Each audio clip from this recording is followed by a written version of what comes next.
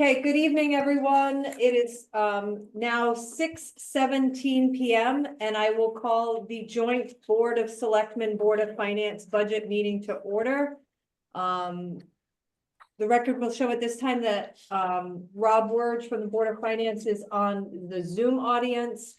Then we're only missing Nicola at this point, and from the Board of Selectmen, Dottie, we are missing Suzanne Witkowski tonight.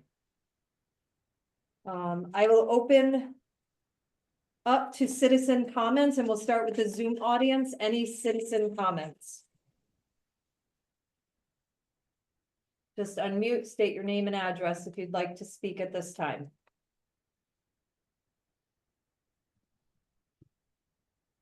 Anybody in the live audience, citizen comments? Yes. State your name and address. I'm Charlie Obert, I live on Aquatic Road, and I'm here to endorse the request that the Economic Development Commission put in. Although honestly, the people of this town should be ready to look at how we can enhance that and get more into it. We have opportunities that we could help small businesses and residents of the town. But we don't have the staffing, we don't have the resources. So last night at the meeting, we talked about a small business loans that are available. The town qualifies as being a funnel for that, but we don't have anybody in the town. These are opportunities that we're missing that will really help the economy of this town in the long run. That's a minimum amount. Please keep that in mind. We've done a lot. We want to do more. That's a minimum. Thank you. Any other citizen comments in the room? All right, seeing none, we will move on to agenda item A.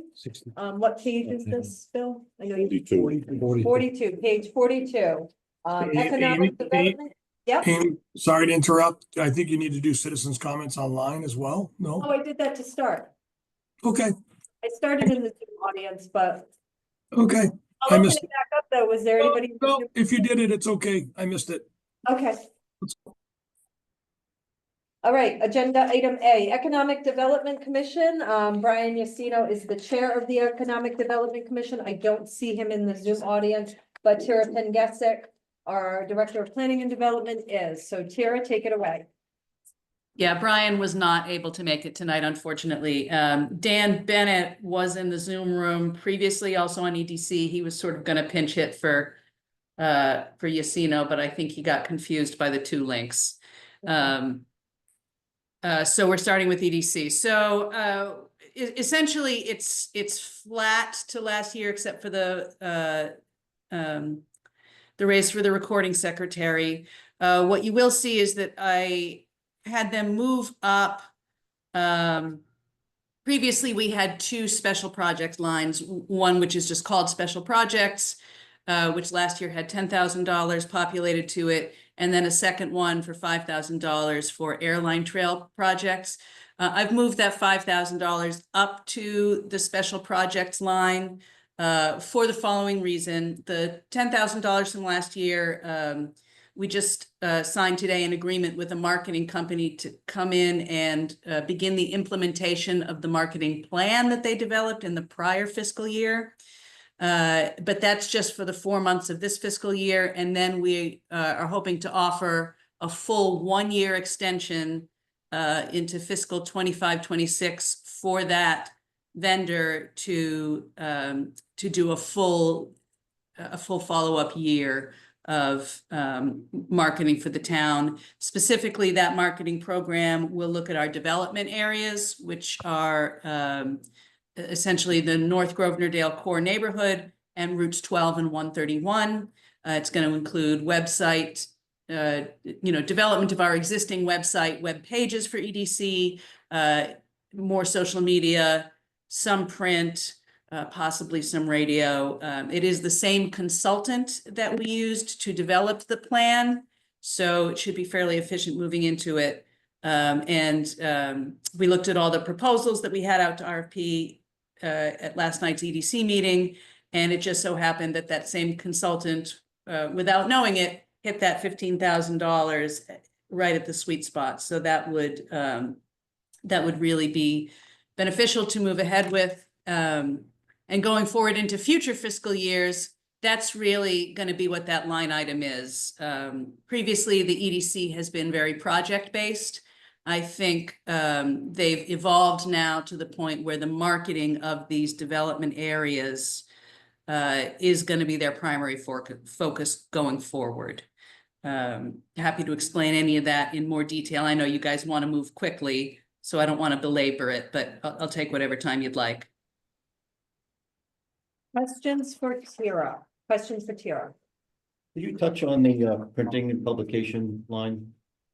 So the printing and publication line, we have also maintained there for a couple of reasons. One is, as I think you guys have seen, those Airline Trail Z maps.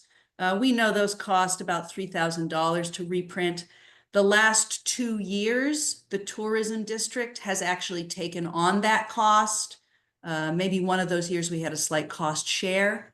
The other reason we've maintained it is because the Agriculture Commission has, for a while now, indicated that they might want to move forward with some kind of marketing program, but they have no budget of their own.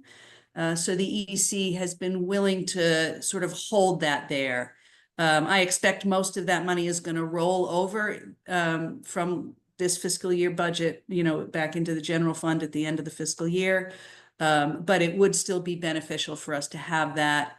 Again, if the tourism district ever decides to stop reprinting the Z maps for the towns, if the Ag Commission moves forward with that, the Conservation Commission also has some small brochures that they print that are sort of tourism related.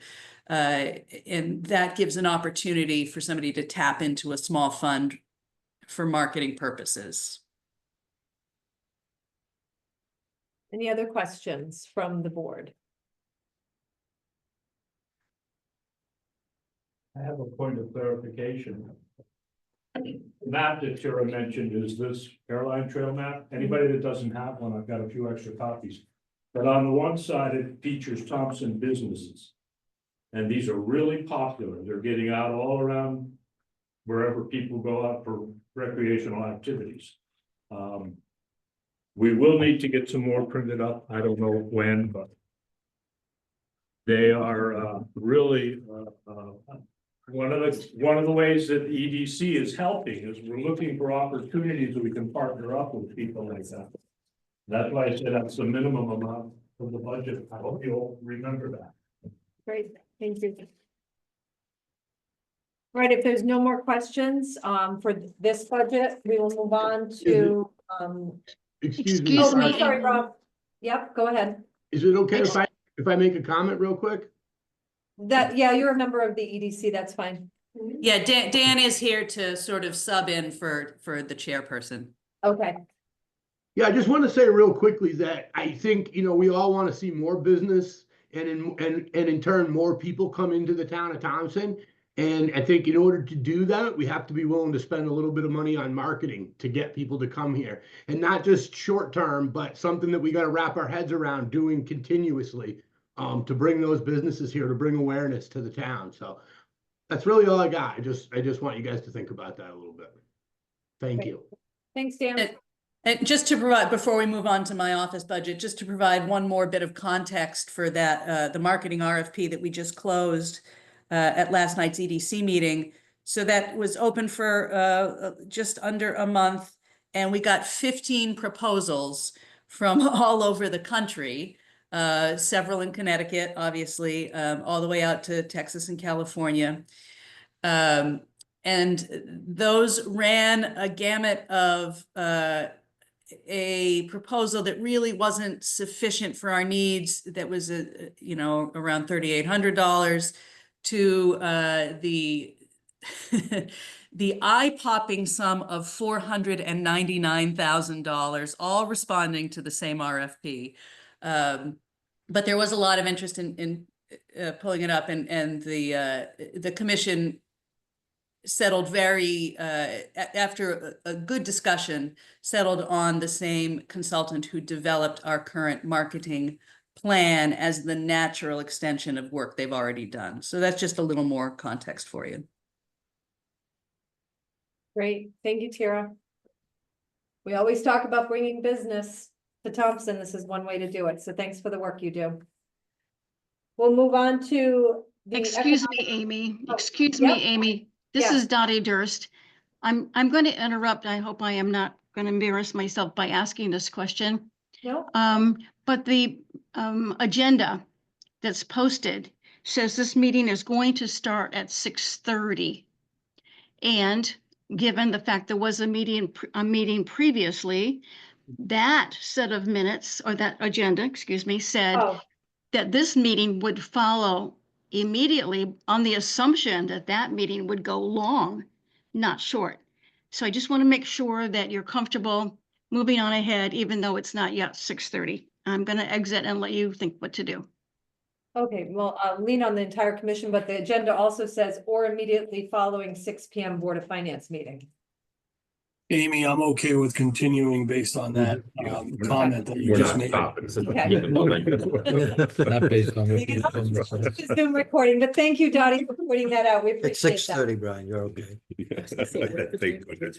All right, moving on to agenda item B, which is page 37, Economic and Community Development, Tara Penn. So I'm going to immediately call your attention to what you no doubt have already noticed, which is that it appears that my office budget has gone up by 160% or whatever that number is. I can't quite see on the screen. I just want to point out that this is essentially zero sum. This is some staffing and payroll items that were moved from under some commission budgets into my budget for practical reasons. And this started when we hired the joint wetlands and conservation officer. Previously, those had been two positions separately, and they obviously report to in a task sense to their respective commissions. It became kind of apparent that once it became one position, it kind of put the volunteer commissions in an awkward position of having to, or feeling like they were going to be negotiating the amount of hours the position devoted to each. It was highly inefficient. And so I've talked about this with Bill and Amy and Michelle at some length, and we all agree, although Bill agreed somewhat reluctantly because it created a paperwork problem for him, that this was an appropriate response. And I think that this was emphasized, I believe it was last week. There were some misunderstandings about a volunteer commissioner's authority to refuse a 4% raise to one of the recording secretaries. So because of that, the recording secretaries for the land use commissions have also been moved under there, but it is zero sum. It's just moving from one place to another. Other than that, it's a set. I think I submitted it flat to last year. I don't think I adjusted anything else. This is Rob Wurge. I have a question. Sure. That comment that you just made about the recording secretary, can you Yes. repeat that and clarify it? Because if I think I heard what I heard, I'd like to understand that a little better. Well, I don't want to tell tales out of school too much. I was not at that meeting, so this was all feedback that I got afterwards. One of the volunteer land use commissions, in presenting their budget, had proposed withholding the 4% raise from the recording secretary for that commission. That was Based- presented to this board, Tara. Sorry. Yeah, that's what I thought, but I wasn't there, so I didn't want to tell tales out of school. But it in the background, in the office conversations, again between the selectmen and HR and myself, just to nip that from ever happening again. also moving those land use secretaries under my budget as a payroll. It just creates a bright line between the commissions doing the work of the commission, which is to apply the regulations to issues that come before them, and stuff that is payroll HR is administrative and is handled by the staff at town hall. And in this case, because I am the land use director, essentially director of planning and development, under my budget. Dave, Oh, go ahead, Dave. Dave Johnson, one question. I think, Tara, you mentioned that there would be a zero change because these items are coming out of inland wetland and conservation committees. I would assume that there is a 4% increase built into them. There is. Yes, what I meant Well, by they're not zero the sum same. is that it's not actually inflating the general budget beyond what the 4% would be wherever the line items happens to be located. That's what I meant by zero sum. So these all have been adjusted 4%. Correct. They should have been, yes. And if any were not, that would be an error, not an intent. Thank you. Any other questions for Kira? I Amy, will, it's Rob. Go yeah, ahead. go ahead. Go ahead. You can go first if you have a comment. All I wanted to do was point out that there is a precedence, Board of Finance, the staffing for Board of Finance is not in that budget, it's in the Finance Department budget. And same thing with, Board of Selectmen, like the first selectman or the admin for the first selectman is in the first selectman budget. So there is precedence for it being set up this way. Explain that a little further. I don't understand how that's precedent for combining three different offices. Their commissions fall under land use, which would fall under planning and development. Tara is actually the department head and oversees all of those departments. She oversees zoning and inlands, wetlands, and conservation. It's all part of land use. And what's the precedent? I didn't quite follow that. So you have a Board of Finance budget that Yep. does not have Bill Steglitz in it. It doesn't have the assistant. Then there's the first selectman budget, which has the secretaries and the personnel that are within the department, but not necessarily. It's not in the Board of Selectmen budget. Yeah, Bill's not part of our group in a sense, but I understand the connection that you're making. I don't have a comment on the grouping just yet, but the 4% around the land use secretary, I'm just gonna be really, really blunt and direct. It sounds like that's a way to make sure that 4% goes through when the person in that group that already presented to us wasn't offering the 4%. Like, it just feels like not the correct way to provide the increase for the person that, arguably deserves the increase. There's other problems happening here, Amy, and if this is the remedy for it, I would suggest it's the wrong remedy. If there's an issue with the department head that actually manages and works with that particular land use secretary. Well, I think part of the issue, Robin, it feels like a conversation that should more be had back of house, but the part of the issue was that the reduction in scope that was described by the volunteer commissioner was not something that had been approved by HR, and HR would have that role. It was essentially a unilateral decision that was made by a single commissioner and then presented in this budget. So it ends up being problematic no matter how it gets presented, because it was done incorrectly at the beginning. And this, like I say, to my mind, just creates a bright line between the tasks that the commissions volunteer or are elected to do and the ones that are administrative and fall under staffing. To be clear, to be clear, just to be 1,000% clear, I'm okay with having the discussion in the public domain. And two, I'm not weighing in on the merits of any decision that anyone made here. I'm just suggesting that there's a problem that needs to be addressed. And if it was unilateral or if it was justified or not justified, it should be taken care of. Moving the person to another budget to take care of it is, I'm suggesting and advocating that is not the correct way to do it. That's all I'm saying. I'm not weighing in on any position on it, other than if there's a problem, let's get to the root of the problem and not move somebody to another budget line to correct it. I guess I'd ask the question, are all of the ones that show at 100% all got moved, right? Yes. So there really is 24 and 23 actuals and all of that information that was on the other sheets. Is it possible to just copy the full line in here, show the 4% increase and just show that it's transitioned from one grouping page to the other? So that there's no, if we go back next year, it's gonna look like it started in this fiscal year coming and not that it's been since whenever. I just don't want to lose the transition either.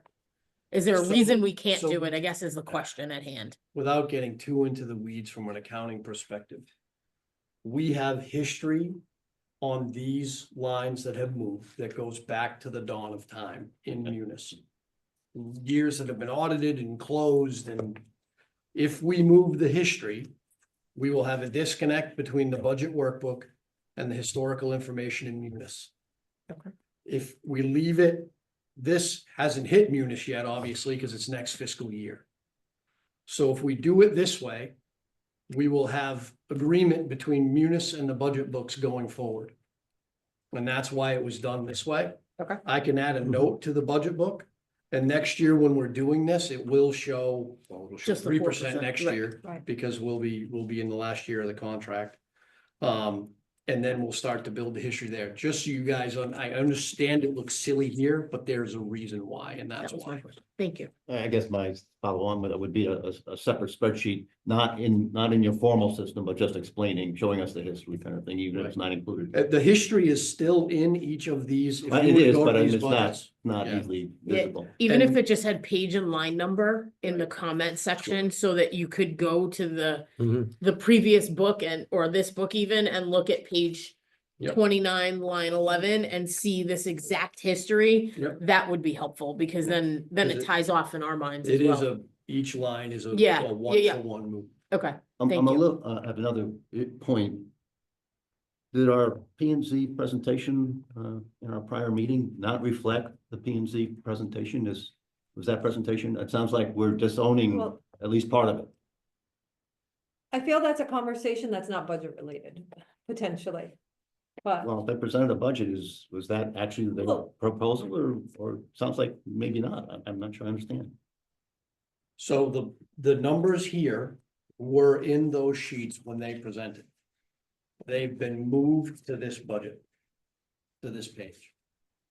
So the numbers that were discussed were these numbers. and I No, I'm have to talking about the say, P and Z we had. the P and Z presentation really wasn't the catalyst for this. Tyra has been asking for this for the last 2 years. Yeah. Yeah, thank you, Amy, because I was waiting for a break to point that out, that this conversation started between me and Bill and HR and Amy as soon as we combined the wetlands agent, conservation agent position last year, I think. Because it became apparent to me at that point that that was an inefficiency in that got created by combining the position. What's the inefficiency, Tara? I don't understand. Just because we combine the two positions, that's the impetus for moving it over into this budget, into planning, into development and planning budget like Because that? the two commissions. Correct, couldn't because- decide the percentage, the two commissions couldn't figure out what the percentage should or shouldn't be and how much time should the agent be spending with conservation versus wetlands, and it really was with in-house, which has nothing to do with this budget, I'll repeat, with in-house, it was an issue. Right, it was causing the commissions some moderate level of anxiety over something that ultimately is something that we control you know, as the department head, as one of the supervisors to that position, right? And there is a supervisory role for the commissions as well, but it's for the agent to do the work of applying the regulations or doing the tasks. The how many hours per day stuff, that is granular stuff that is just administrative. And it takes away from their purpose. Yeah, I understand that, Tara. I just don't see moving it from one page to another page, how that solves the problem, but we can move on. It's. Well, I guess from my perspective, the reason it was an inefficiency or created a problem is because if it appears in those commissions' budgets, there is the assumption that they are the governor of that rate of pay, of. Okay, you know what? I'm gonna step in now. I'm not trying to be rude, but we beat the horse to death, okay? The only thing I'm gonna say is the budgets on the others, these line items are decreased, right? Yeah. In there, fine. Yep. The only thing I would say is that I would have preferred to see the 4% across the board. On this other line, show what it was, 4% like the others. But other than that, let's move on because I think this is an administrative discussion that should be brought to Amy and Bill and whoever wants to meet to do that, but we got a lot of stuff to do and we're beating the horse here. Excuse me for just stepping in there. Any other specific questions? I'm going to step back out, Brian. I just want everybody to be, fully understanding what we're doing. I understand. Right, there's no other questions. We'll move on to the next agenda item. C, animal control. Brianna, I don't think I have permission to pull up Canva, but if you want We have a to. page number, please. Page 20. Page 20, everybody who's in Zoom. My phone's not connected. You can sit next to me. Yeah, I will. People stay away from me.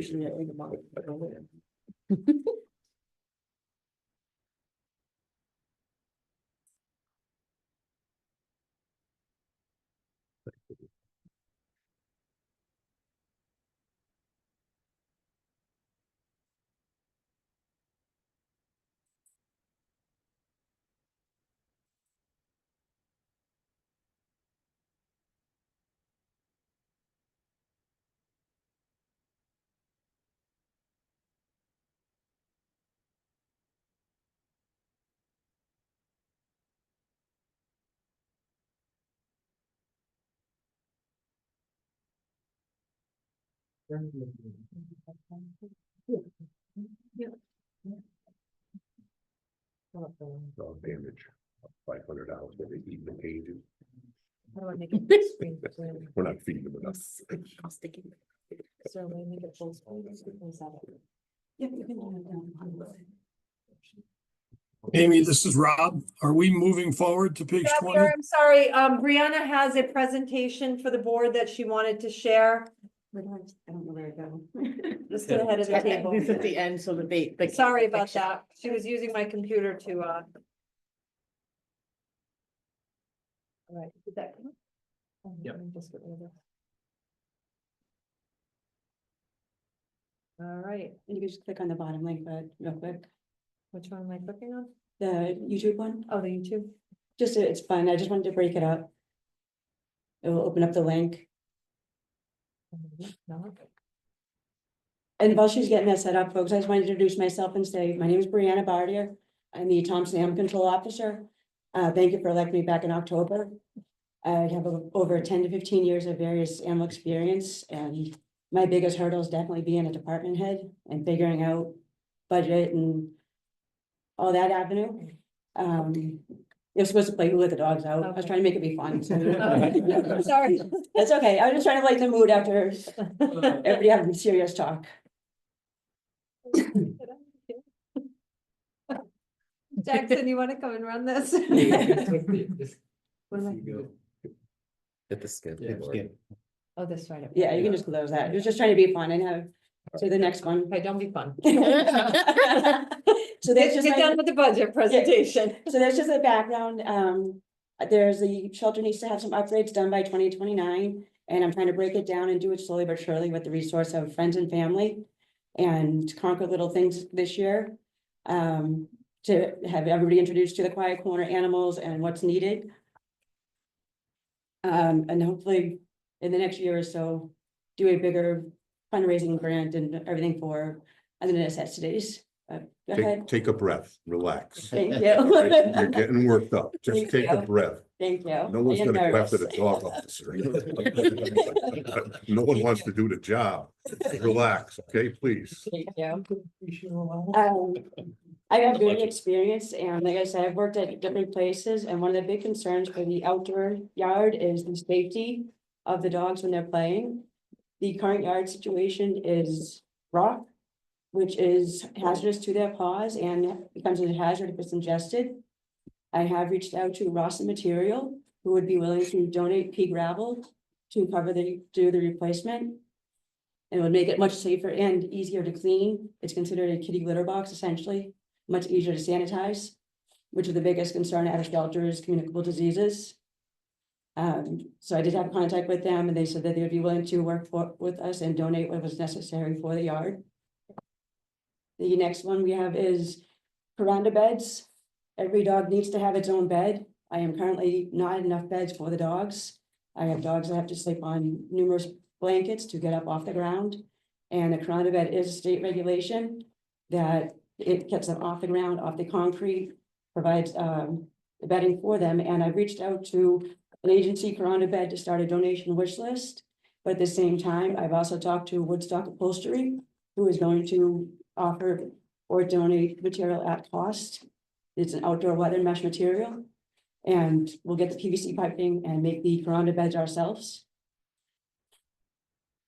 And then there's also a guide of how to make the veranda bed, but I've reached out to and trying to get the PVC piping from either plumbing or Home Depot, and the woman at Woodstock Upholstery is gonna come back with her quote for roughly 6 yards of outdoor mesh material at her wholesale price. My next one is why a catio is necessary and required per state regulations by 2029. This is saying that all individual shelter housing for dogs and cats need separate accommodations. Cats and dogs should not be coexisting in the same space. It is stressful for both parties. If you don't get an accurate sense, it will increase health risks for everybody. And the cats really need to be in a more quiet environment. I understand that we're not taking cats in, but we are obligated to treat cats, and in the current situation, it is not safe for the cats. I have had 4 kittens escape out of the carriers. And now I have pit bulls in the shelter, so if I ever have a cat escape, I don't really want to walk into that situation. I have reached out to Chase Supplies out in Woodstock, and they are offering to donate the material to build the catio. I do have volunteers that will help coordinate that and have already offered to build the catios for me. Their next slide is the cat stacks or the cat setup. So the picture on the left is what I currently operate with. I put cats in a dog carrier and hope that I can clean it without them being aggressive or too feral. They do not have platforms. They do not have access to turn around. They do not have access to be a cat, essentially. And the 2 blueprint plans of what a catio would look like. I would be requesting to probably build about 4 of them. And it would be stackable. You can either do them horizontally or vertically. And like I said, Chase has offered to work with me on materials for that. That's a video of what the catio looks like. They're huge. Most shelters are actually doing these now because of regulations. We have to have cat space, and we want the cats separate from the dogs as much as possible. So it's a 2-tier unit that has has a different level, either side by side or up and down, where they can go separate from their food and their litter area. Because cats do need to purge, they need to be stimulated as well as dogs do. So that's just a video that shows what different catios look like. The next one is me looking for cameras and equipment. Body camera is going to be part of the regulation for 2029. Dash cams are a secondary helpful measure for us. And I'm looking for an indoor camera for the shelter to properly assess separation anxiety. It's one of the #1 reasons why dogs get returned to shelters, is because we're not aware the separation anxiety is so extreme because nobody's watching them at night. It's also a safety measure. I am the only person there during the day. And if there's an indoor camera, something was to ever happen, safety wise for myself or to the animals, somebody would be able to have access to that and be aware. And same with that night, I do live close in town. If there's ever an emergency, I'd be able to be here safely or quickly, knowing that there's danger. I also put in a tough book request because I do field work. I do bring my laptop out on the road, and the Dell laptops are not sturdy for that. I am familiar with a tough book. I've used one with EMS. I know fire uses them. I know police use them. I put a rough quote on Amazon. It's about 340 for a tough book. And with the other electrical equipment, technological equipment, I'm looking at 150. Plus that's about $500 for technological equipment. There's not going to be a storage drive associated with it. It's going to be a loop over just for when I'm out on calls to protect the town and to protect myself.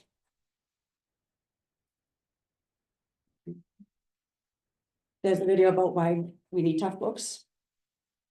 Because being out in the field makes it much more difficult. I can do a lot more. I jump between here, I jump between the shelter. If I'm out on the road, I can connect it at all times and use it and do reports. But it's much more durable and sturdy than any of the laptops that are meant for being on field work.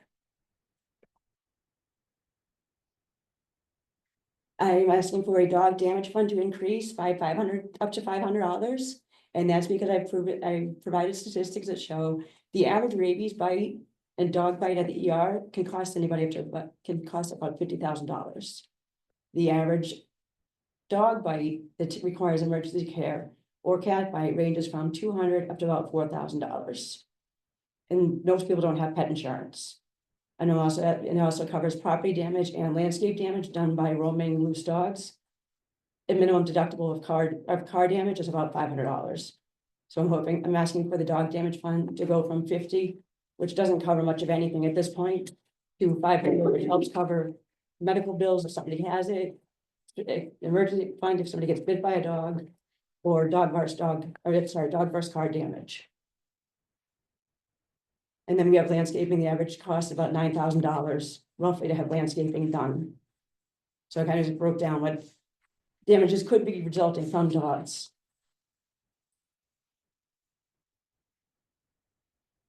For the supplies, I'm asking for Tyvek siding and the materials to weatherize the shed that's on property.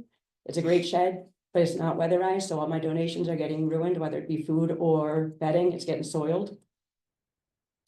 I'm asking for plexiglass siding for all the runs. I have to cover all the screws that are in the interior of the runs and the exterior of the runs so that paws don't get ripped. And I've actually reached out to different glass companies or plastic companies to see if there's any way that we can coordinate with them. The isolation quarantine run also has to get made into an actual isolation quarantine run. If I had an outbreak of something, if I have parvo, it is not a safe contained area that limits exposure to anybody, including these other animals in the shelter. The cable wire for the guillotine doors has to get replaced. The coating on the wiring has frayed and the wire itself is exposed, which becomes a safety hazard for the dogs. And that work will all be done by myself and friends and family. And I have to have, my floor has to have impermeable material on it. I have reached out to Chase and they're willing to work with me and provide the epoxy floor paint that would be necessary for the runs to make them all safe and easy to clean, to sanitize. And I would have the friends, family, and volunteers with that. I am looking to expand the volunteer program. I'll be offering opportunities the next month or so of different skill sets, not relying solely on animals.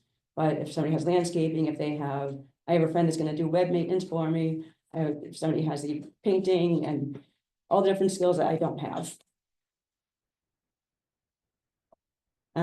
Just kind of in conclusion, thank you so much for listening and considering everything. I know animals fall at the bottom of the tier, but recent studies do show that about 68 million households have at least one dog and about 45 million households have at least one cat. More and more exotic animals are becoming frequent because people can travel. You can have axolotls and everything else at the house and not have to worry too much about it.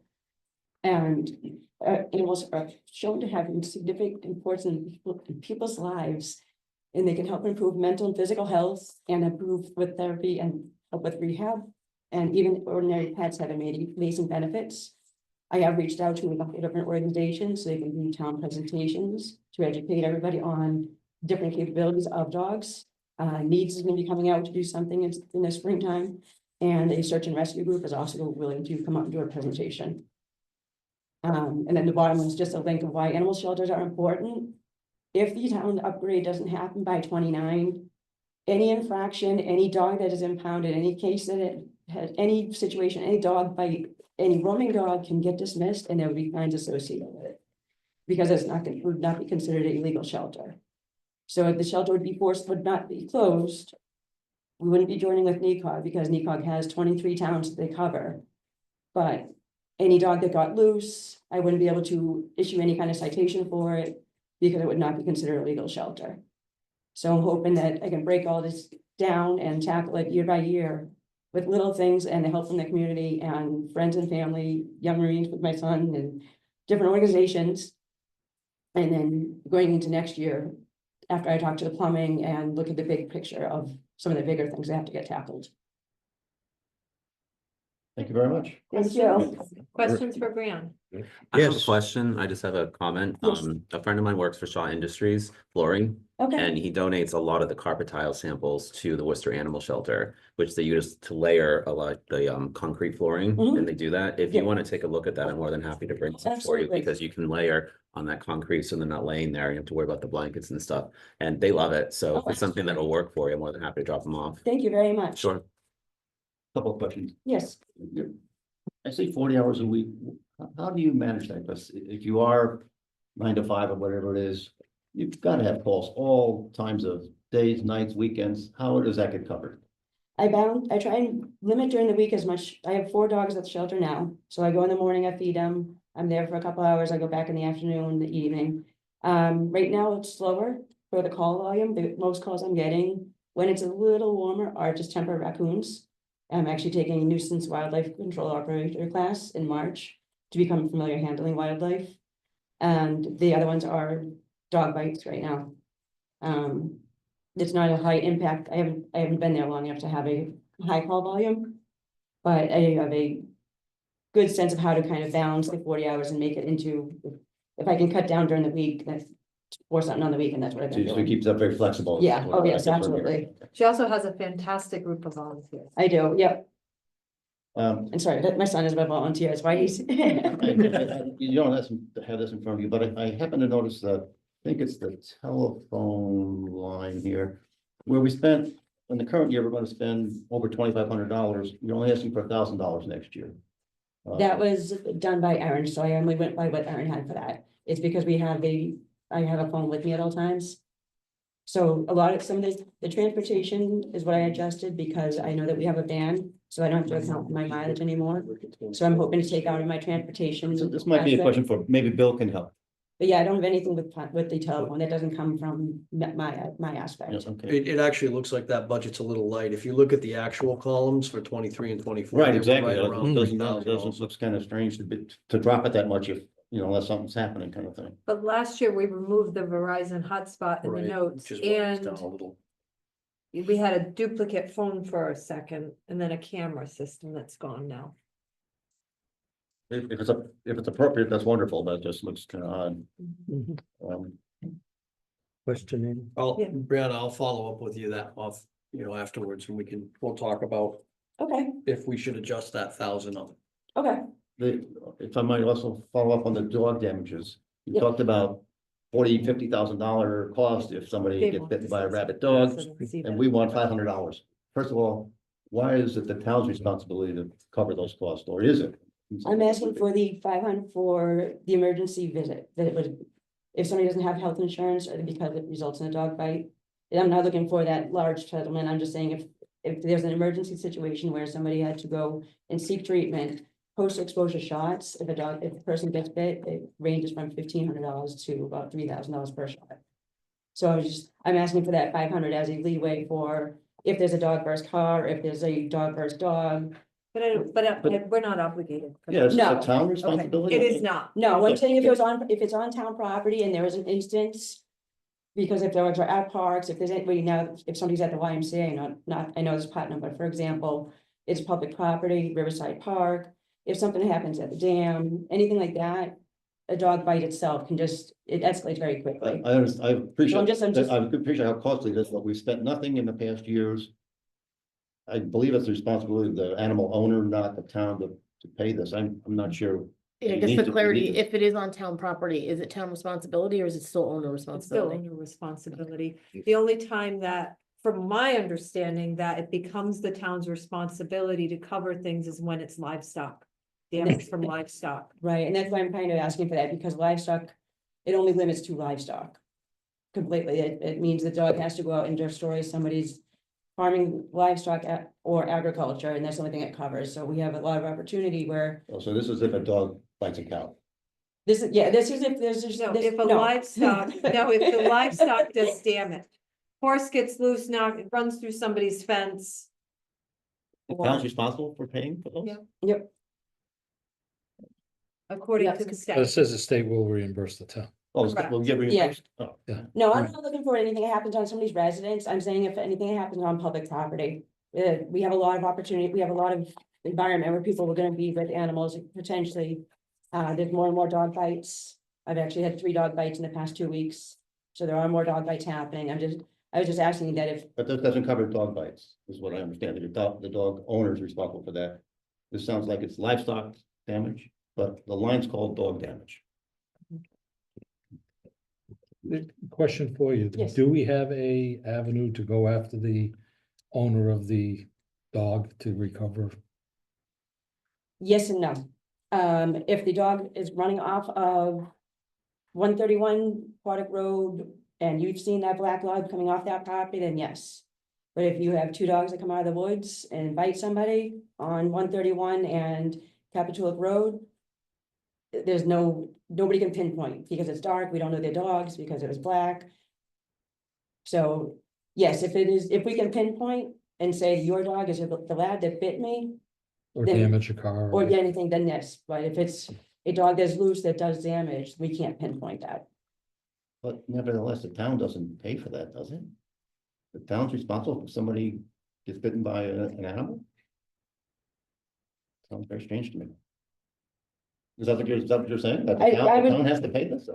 I don't know, I was just putting it in as a request because I know that, especially emergency treatment, if it happens because of somebody is walking their dog and a dog comes out and bites them and bites their dog, it escalates very quickly emergency wise. Well, I'm sure it's very So that's- expensive, don't get me wrong, I'm not sure our funding responsibility, I'm not sure.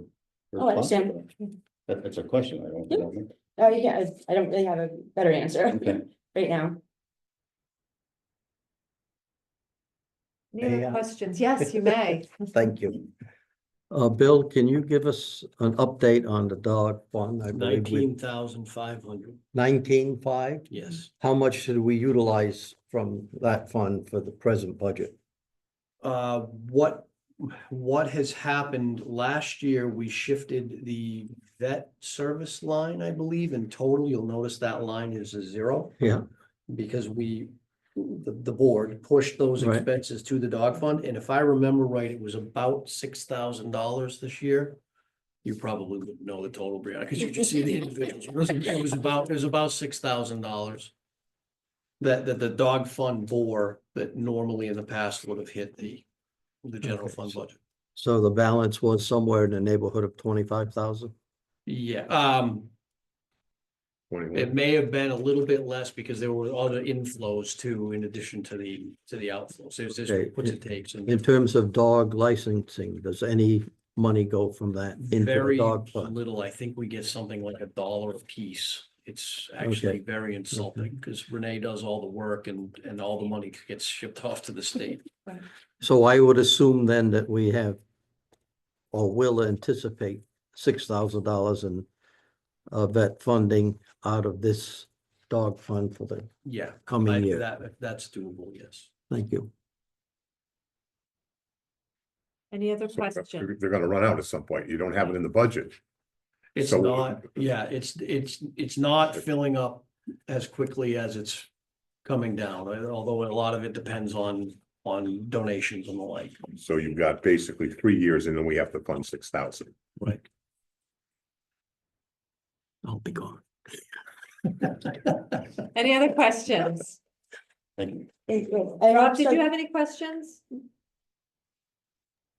And I No. have talked with No. agents about grants too, that offer grants for different opportunities for municipalities.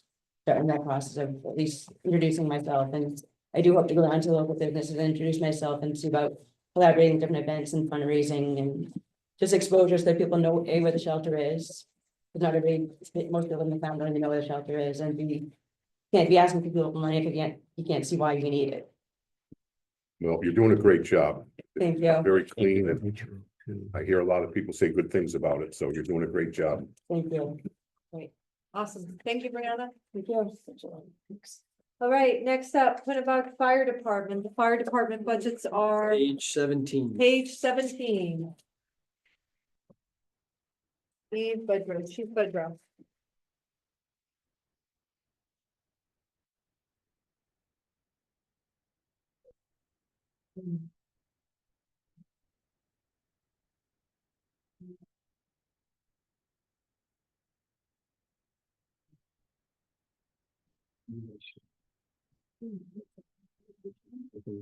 Okay, we don't have any dogs.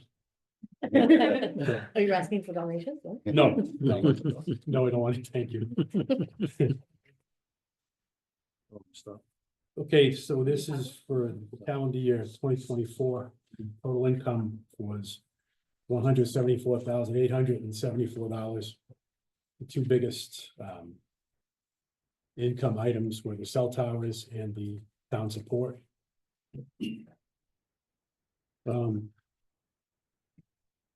On the expense side, we had $94,503 worth of expenses for a net surplus of $80,371.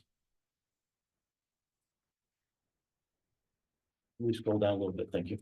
Yeah, so on the net surplus, I think there's a typographical error. I noticed it today. It was 73 something on the total for net surplus.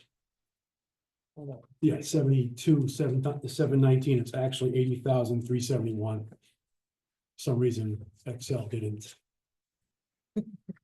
I blame Excel. I do it all the time.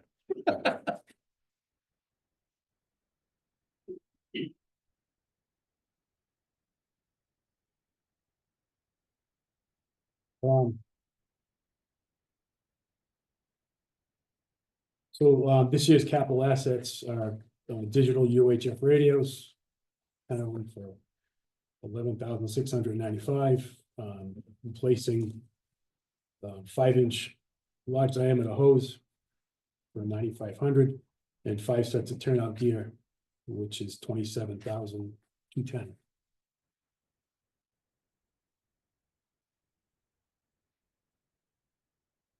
Total assets for all accounts. The balance is $285,202, and I think it's 90 cents, 90 something, but yeah.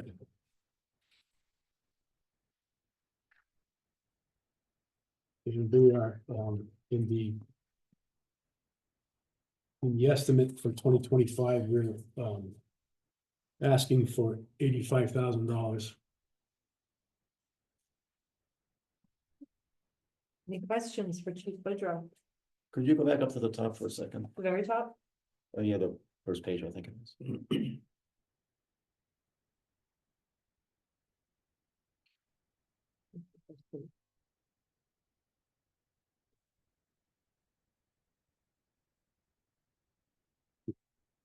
Oh, thank you. Perfect.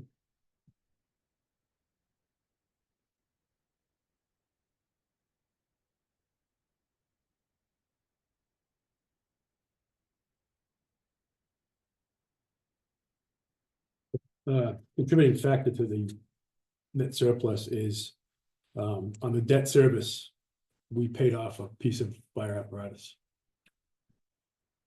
that we've been paying on since 2009.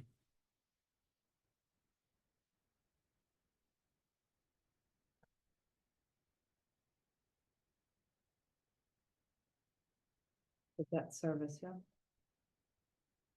What are you in the market for replacing? Most of the chiefs have said various apparatus that they might be replacing or in the future. Yeah, well, we have a- Anything dire? not dire, Mhm. no, but it's just, like other departments, everything's costing us money. Mhm. I have a ladder truck that is at, Corville's right now. It's just a punch list of things. There was a, on the jacks, on the back side of the ladder, we thought it may have been a hose, but it was actually a seal, so that cylinder was taken out. I don't know, everything seems to cost $10,000, you know? And it's basically $6,000 worth of labor. And that's due back tomorrow. When that goes back, when that comes back, we have the 2009 Rosenbauer, it's the same thing, we have a punch list of things that we can't do. And, so I'm expecting basically, I don't know, 15 to 18, possibly $20,000 worth of repairs. And like I said, it's each department. Because they're getting up in age. I'd love to, I mean. So what do we want to replace? I mean, the rescue's a 2002. We were thinking about trying to replace that while we can get decent money for it. But we also have 2008, 2009 pieces. We're not gonna replace the ladder. The ladder is new to us, fairly new to us. It's just, good maintenance on it. 2009 Rosenbauer, it's a good truck. The 1997 International, it's backed up to the forestry. That's the truck we take off the road. I'm not taking the Rosenbauer into the woods. I'm even like taking it down by the drafters road there. Too many potholes, but, and the 1997 International, it's a great truck, you know, it's got no miles on it. We bought it new, and I don't know, it doesn't have a lot of runtime, but it's a good backup, especially today, not tomorrow, or maybe possibly Monday, when the 2009 Rosenbauer is out of service. That's the frontline piece now. So. Questions for the chief? But you are looking at in 2029 to replacing. Yeah. Based on the 20-year. Yeah. Underwriters for the pump, et cetera. Yes. So that's only 4.5 years away. It's really quick. Yeah. You know, so, yeah, and like I said, we're in, I think we're in better shape than departments with older apparatus. We're all in the same boat, you know, so. No, but I mean, you're 4.5 years away from replacing Uh-huh. your frontline piece. 4.5 years away, based on the cost of Right. inflation on the truck, Right, you're looking at what, $750,000 to $1 million, well, yeah, depending. closer to $1 million. Yeah. So, That money's gotta come from somewhere. you know, because which was astronomical before the $1 million fire truck, but ladder trucks are now $2 million. Pumpers, engines are $1 million, ridiculous, but, I mean, that Rosenbauer, if I remember, was in the 300s. 325. Yeah. Yep. Yep. Oh, you just read that, Ken, right? I know, I just. He doesn't have his glasses on. No. Questions for the chief? Thank you. Thank you. Thank you. And again, I Thank you. want to just say thank you for feeding us the night of the sleepover. You should thank your team for quickly assembling and I opening did, it. I really did, and you know, there was just a lot of good people in charge. Steve Benoit and John Zamaki did a phenomenal job. And great new constables that we have that were there They're the entire scared, night. they come in with sheriff badges on. They look very professional. But they did a now. really great job, yeah, they're all nice and, yeah. Yeah, it was a, well, okay, we're digressing. It was Yeah. a good chance to test things out. Right. In a non-critical situation. Right. So we'll improve on it. So we can do, thank you. Steve. Thank you. Thank you. All right, next up. Agenda item E, NDDH, Luigi Sartori, Page 31. page 31, everyone. Good evening, everyone. You can have a seat at the head of the table if you'd like, or stand up, whatever you're comfortable with. Members of the board, thanks for having me. I appreciate you welcoming me here. I'm a registered sanitarian and I'm your director of health for the district health department, regional health department for the 12 towns up in the Northeast. I've been a registered sanitarian myself since 2006, serving throughout the state, and I live in Lebanon. Not that bad. And I've been a director of health since 2016. And we are asking for a modest increase from all of our towns. But we are trying to be as frugal as we can with the precious money that you give to us. The money's going almost exclusively towards environmental health core positions. We've hired 3 people, not including myself. We have 2 people that were working on a grant and they've come over to environmental health. And then a 3rd person that we hired who was working as a housing inspector up in Worcester. And they're all 3 in various stages of getting certified with the state to be able to go out there and do environmental health work. We only have, when I came on board, we only had 1 registered sanitarian on staff for 12 towns. Currently there's 2, myself, and that's it. So we're kind of in a phase now of reloading and getting our production staff up to snuff and getting back out there. But for the most part, we've been meeting our mandates with the state. We are a little behind on our food inspections. We've hired a couple of contractors, retired sanitarians from other districts to help us with the land use effort to get things back on a flow. So those permits are coming in and then going out and being fulfilled in a timely manner, so nobody's waiting on us. And that aside, I'm here to answer any questions you might have, specific or otherwise, and beyond this meeting as well. Questions for the director? In 1 minute, can you tell me what you do? Because it's $100,000. What do we get for Sure. $100,000? Well, we provide all of the frontline public health services to a town. So if anybody has a well, if anyone has a septic system, if anybody's developing land and building any residential or commercial properties that have that, we do the review, the inspection, and the approval of that process. If you're serving food to the public, whether it's a retail food service establishment, I mean, you got a new pizza shop here in town, we license them, we review their plans, we verify that the staff is basically providing safe and wholesome food to the public. We do bathing water during the season, whether it's pools or recreation bathing waters, we inspect that and we take samples to make sure that that's safe. Schools, daycares, if we've got a lead poisoned child, we manage that for us. And that's just on the environmental side. Most of our mandates are housed within that. But we also provide some community health services. We have a public health nurse. She helps with vaccinations, immunizations. She also does health fairs. We work with,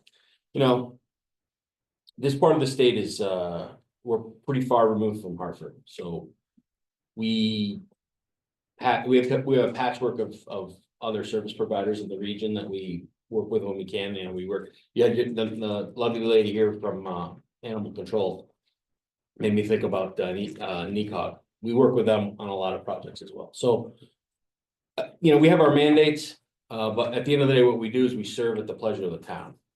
There are services that a town can do on their own. There are things that if you had your own health department, you could certainly do. I was a director of health for a part-time health department in Connecticut. There's only a few left. The town of Summers for a few years, and we had a sanitarian on staff and me as a part-time health director. And the annual budget was quite a bit north of that 97,000, just so you know. I'm sure. Yeah. Thank you. Sure.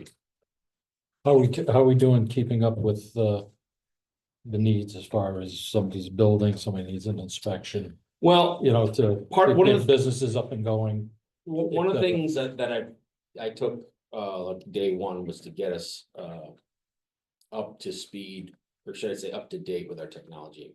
the tracking mechanisms that we have, it's kind of a cobbled together set of Microsoft databases that don't do a good job of tracking what we're doing or how they're doing. Now, the staff does a great job, but where you have new software coming in that's gonna actually, it's gonna essentially track and put data on everything that we do. Anecdotally, what I'll tell you is that when I have complaints about the speed of turnover for work, we push manpower behind that. First thing I did when I started, and Amy will tell you, is that I made a concerted effort to go out to all the leadership of all the 12 towns and sit down with the leadership one-on-one and ask, what's going on? What can we do better? What are the issues? Most of the towns, it was land use. Permits are taking too long. So until we get these new people that we hired certified to be able to do the work in the field, we hired these 2 retirees. Between the 2 of them, they've got over 60 years of experience. And they help us just with the backlog of work, so that those permits, when they come in, they're getting out in a timely manner. And, it depends on the complexity of it. I mean, something as simple as a B100A could be a couple of days. Subdivision, could be several weeks. So it depends. So that's why it's kind of hard to give you a specific number, but we've shored up, if I may, we've eliminated the complaints. And I make a point of checking in with at least, I try to get out a couple of times a year, but like I said, I've only been 7 months on the job now, so, but. No, I'm You've just, been to us twice, Yeah, so. one time on time. And I will say, in the matter of land use, the building department does report that it has been good. So the service has been good, because that's where it was lacking. Do you keep track of how many visits you've done in the town of Thompson, or? We do. Or those kinds of things? We What do. you've done? We have some historical data, and I'd be glad to make that data set available to Amy to share with you. One of the things that I asked, we had an individual on staff that was a younger fellow right out of college, very savvy with technology, and he was helping us build a GIS data set to be able to show the deliverables that we provided in all of our partner towns. We were kind of in the early stages of that when he got a better job closer to home and left us. So my GIS data portal is kind of on hold for now. I've had a couple meetings with NECOG. And they've expressed some, it's joint benefit between our organization and theirs. So I'm revisiting that. I have table like hard numbers to give you, but I also want to be able to literally show you a map and be like, this is what we're doing and this is where we're doing it. I think that has more of an impact, especially for the public. So short answer is yes, but I'm hoping to give you a little bit more granularity to it as we move forward. Thank you. Sure. well, getting back to my question that I had, one of the things that usually is pretty critical is when somebody has to do a septic repair. Mhm. That's why I was asking how you're doing with that and, expediting those, because Well, every install, as a sanitarian, I'll tell you, every installer wants us there yesterday. of course, But it's timely. Nobody's waiting on us, short of the weather at this time of year. And that's a factor. More for the installers than us, because when it gets really cold, they have problems with hydraulics and equipment stuff. But in emergency situations, we're out there and right away. A planned repair or a real estate transaction, it gets funneled into the pipeline. It's short turnover. Well, within, we shoot for 2 weeks, but that's like this. It's nowhere written in stone that's it. It's considered reasonable by industry standards, 15 to 20 days. But we're well within that, and we haven't been outside of that, short of, like I said, the larger projects, the subdivisions and that kind of thing. But a routine repair, we know that that's time is money there, so we try to be sensitive to that. Any other questions for the director? Nope. Rob, any questions? no, none here, Amy. All right, Thank Thank you. Thank you. I'll leave a few business cards behind. That way, if anybody has questions in the future or don't hesitate to ask. Okay. great. Thank you. Thank you. Thank you. All right, agenda item F. Page 29. Page 29, T. Come on up, Carl. Nice to see you.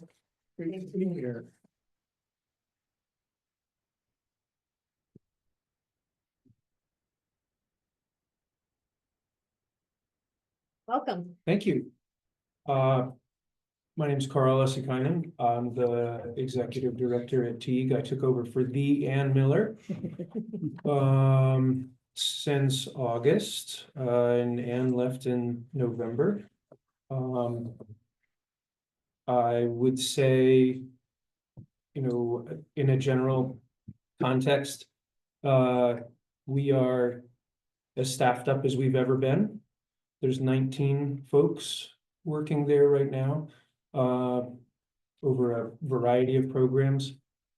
And we have about a dozen per diem mentors as well that work here in Thompson and then in other towns with young people.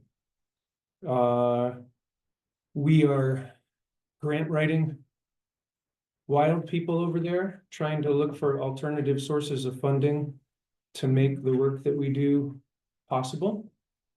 So we have a dedicated, just this year, not quite sure if you all know, but we created a full-time position for a resource developer. So we do have someone whose job it is to be looking for alternative ways to fund the operation. I will say too, recently, in the last year and a half or 2 years, we've gotten some substantial support from the Eastern Connecticut Community Foundation, which is located in New London, but serves all of the eastern part of the state. They're funding a full program staff called a youth advocate who's working with young people in Thompson schools and in some other schools that we serve. We also serve the towns of Woodstock, Pomfret, and we are the youth service bureau for Thompson, Woodstock, Pomfret, and also Putnam. So we're active for sure with Melinda and have a great partnership there in that school. Also, I would point out that out of all of the work that we do, Teague receives funding for 59% of the services in all of the towns. And we're able to continue to do the work that we do because of a great many small donations from community members. And then we leverage all of the donations and the monies that we have to the fullest to make sure that we're able to respond to need here in Thompson. We have a really dedicated and fantastic staff. You have to love this work, right? It doesn't pay an awful lot. So I just want you all to know that we take our work very seriously. It's a fun group of folks for sure to work with. We also work really hard and respond to crises for families and individuals daily. One other item just on the funding matter, we're part of the coordinated access network that responds to housing crises in this part of the state. And we were active with that with Ann Miller. We're as active as we've been. There are some prevention monies that we've lined up for through a new relationship with the United Way of Southeastern Connecticut. And so this is going to allow us, it's not a lot of money, but it's going to allow us to respond in ways like if someone was going to get evicted because they fell behind on rent, it's hard to identify those monies beyond private monies that we get. We don't have a lot of that. So this is a bucket of money from the United Way that we'd be able to keep people housed so that we don't have to respond to housing crises. Some flexible funding so we could actually do some home improvements, make the house safer, etc. So I just want you all to know that we're constantly looking for ways to receive new funding and that we're also trying to work really hard to stretch what it is that we have. I did request more money in social services this year from the town. And kept other items kind of the same. And you know, the food pantry is busy and the client management that we do is really intensive. So just ask for your consideration around those items. And if I'll stop there. I didn't get coached by Ann Miller for this meeting. But if you have any questions for me, please. Any questions to the Director of T? Just out of curiosity, how are we doing with the requests, heating, et cetera? You're meeting all of. Yeah, so you're talking about like low Fuel low assistance, fuel all of that. assistance, exactly. I mean, just wondering what the uptick is, depending, you know, with the way the weather's been going, et cetera. Yeah, I don't think that we have exhausted the $5,000, but we're probably pretty close to that the town gave us. Before we spend those monies, we rely on whatever state monies or private monies from Operation Fuel to go first. So, we're meeting the need around fuel right now. We've done some creative things where we started distributing cordwood.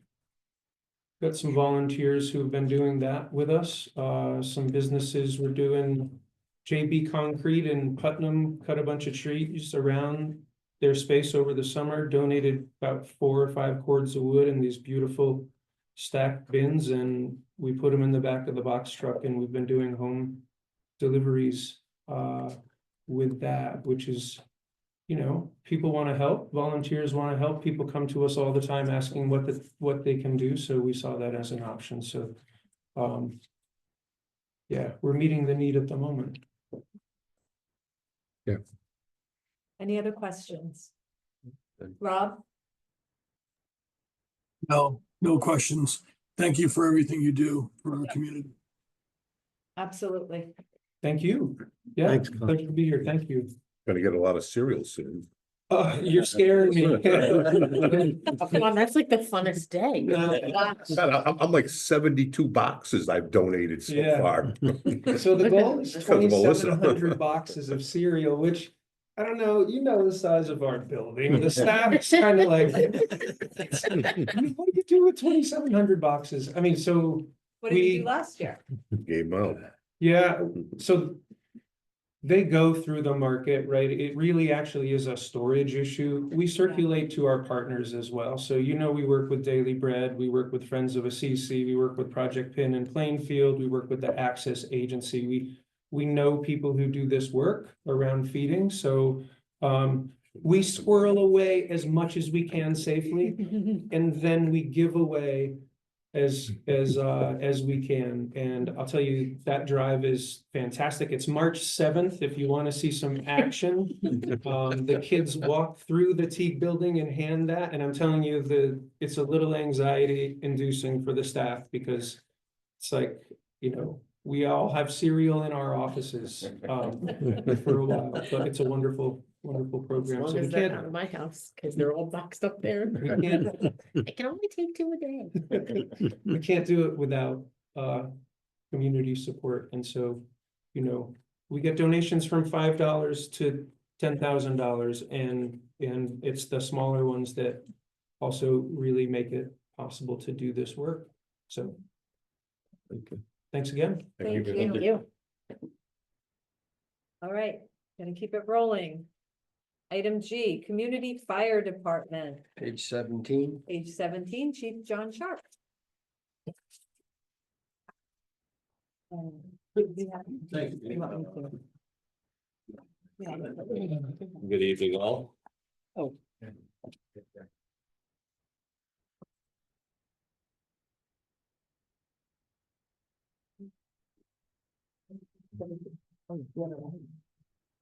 Oh, wait, we just covered this.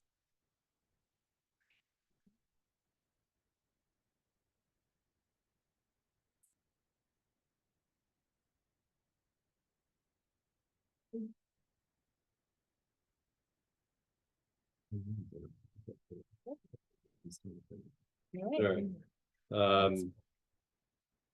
Just kind of going through, obviously incomes and expenditures and, as we've done over the years. Looking at, this year, we had the town support of 78.5, fundraising efforts of $12,043. Public donations, 1416. There was no billing income, that pretty much stopped back in 22. From some of the final payments from the ambulance medical funding.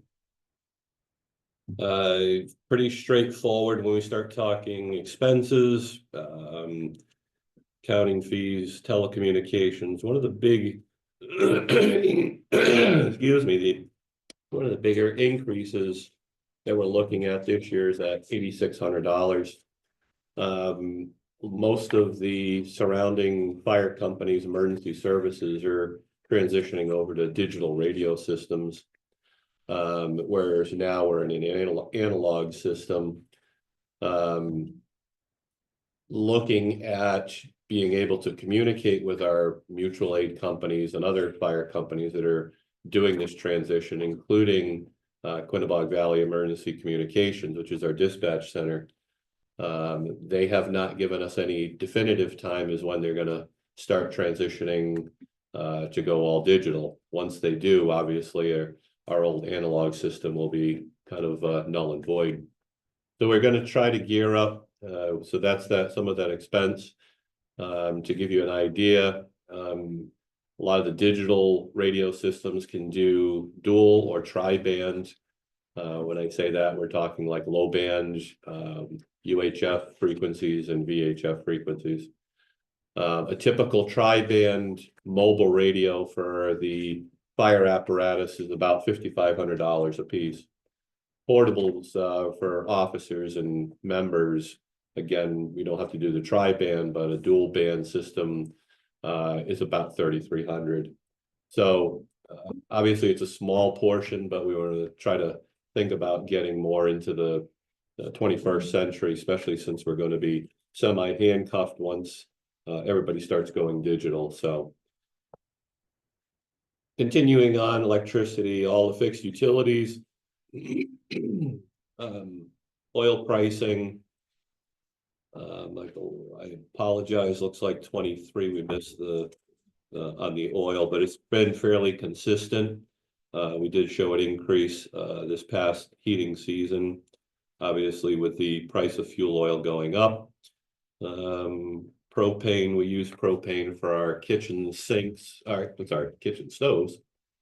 So we're not using as much propane as regular heating fuel. Garbage recycling, water and sewer, I believe Community Fire Company is the only one that does have public water and sewer. So we do have that expense. Coming down, turnout gear. This year I purchased 3 new sets of turnout gear, 20 pairs of fire gloves, and 6 pairs of additional boots, just because they expended their life cycle. The life cycle for firefighting gear is 10 years. Whether you use it or not, whether it sits on a shelf after 10 years, you're supposed to throw it away. We're fortunate where in that situation, we can use it for members who are not certified for interior operations or entering into hazardous situations where the older gear that's expired can be still used for exterior operations. So we mix and match some of the older stuff as time goes on, but as time goes on, obviously we need to update. I'd like to look at 2 to 3 sets each year, so that we're in a cycle where we're not in a situation where we have to buy 10 to 15 sets at any one given year, just to try to alleviate some of the costs. As Chief Boudreau said, going down vehicle expenses tends to be a very large one year after year after year.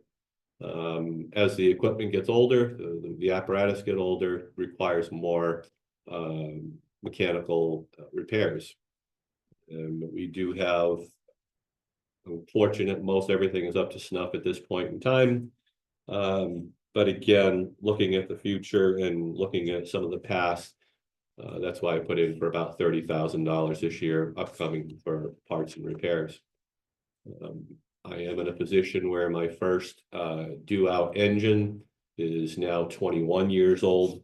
NFPA typically states that they don't like to see it over 20. So that truck is probably the first one that needs to be replaced.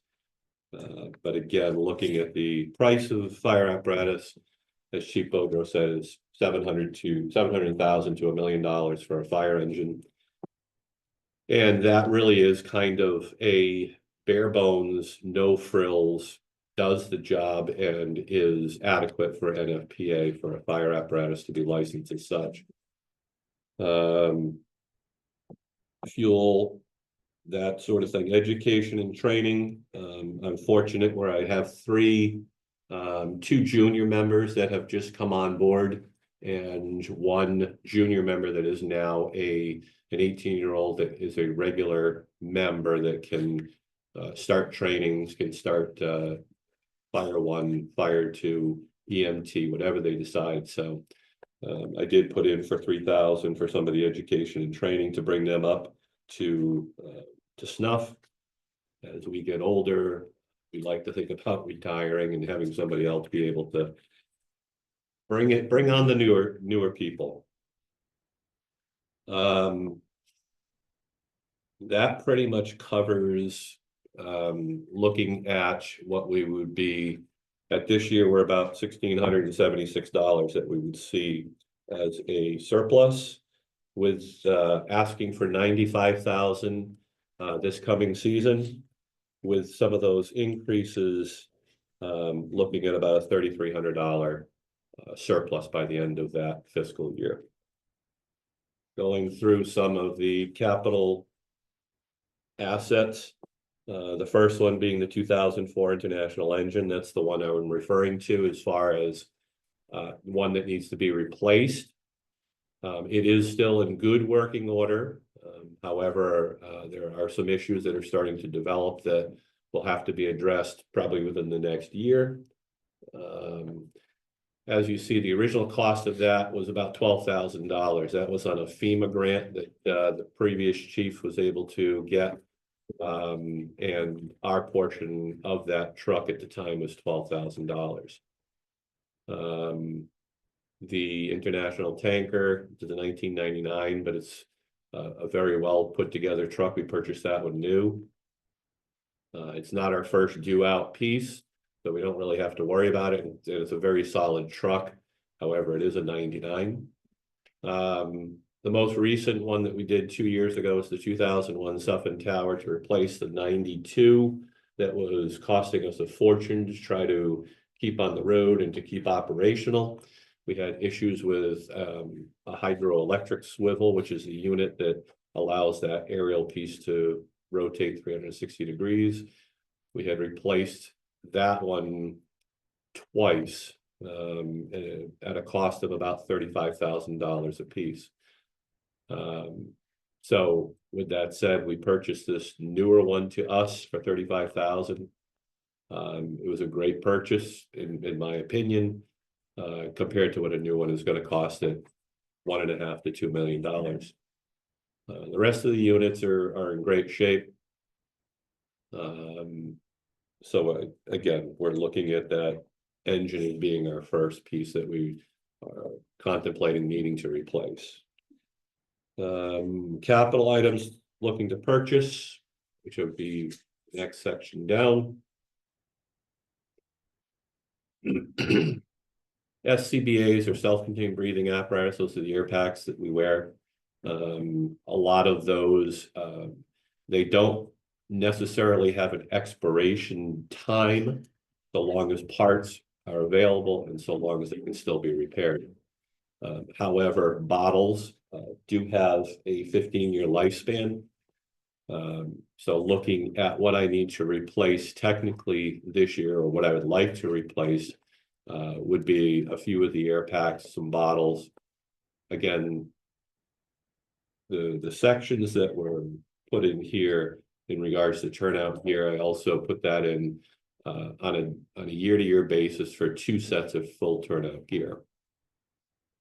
To replace the engine, about 700,000. We are starting to develop an issue with our furnace that's about 31 years old, I believe. 31 or 32 years old.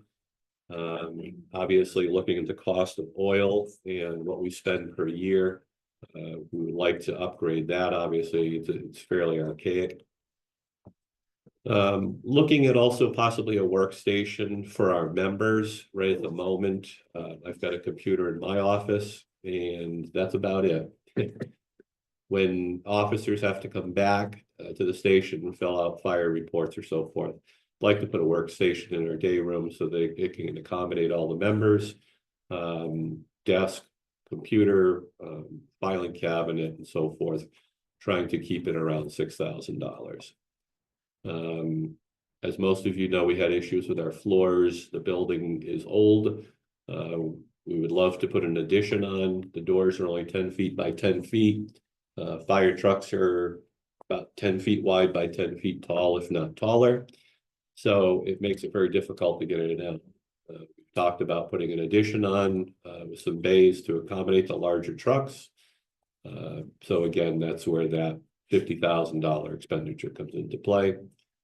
But at the same time, the pavement is coming apart on the front apron. That would be for repaving. Obviously, depending on an addition, some of that may change. And then the last is the metal roofing in the tower area, the hose tower area, needs some serious repairs. That's again about 25, 30 years old that metal roofing was put on. We've done some updates. And again, you're spreading that across to 2035. I think that's pretty much it. Obviously, cash on hand. We do have a general fund checking account designed for our fixed expenses. These numbers are as of January 31st of this year, 49,670. We do have a savings account for capital expenses or emergencies, 27,129. The chief's account is basically the treasurer will put a $500 into a debit account for situations that arise where I may need to purchase smaller items during the course of a month. We did have a building fund that was starting to get up there for the expansion. However, we used it for the floor repairs, cost overruns compared to what the initial was. So we had to utilize a lot of that. So that leaves us very little. The ambulance account that's been there forever. That's the only thing that's left in that account. Again, there's no more billing income that's coming in. So as of January 31st of this year, 80,027 is in the accounts. That last section talks about that workstation, but again, looking at some of the final numbers are about 6,000 instead of the 4,500 that we were originally looking at. Questions for the chief? Could you go to the income and expense, income part of the income and expense, please? Oh, I gotta go back to here, sorry. Where do you wanna go? The income, some part of it. The income part?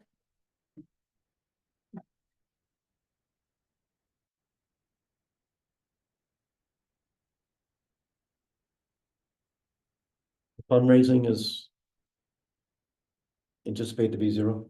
I don't know. I'm not a fan. I know we've talked about this before. If I have a terrible year, if I have a good year, I don't know. Fundraising can be a big slippery slope when it comes to something like that.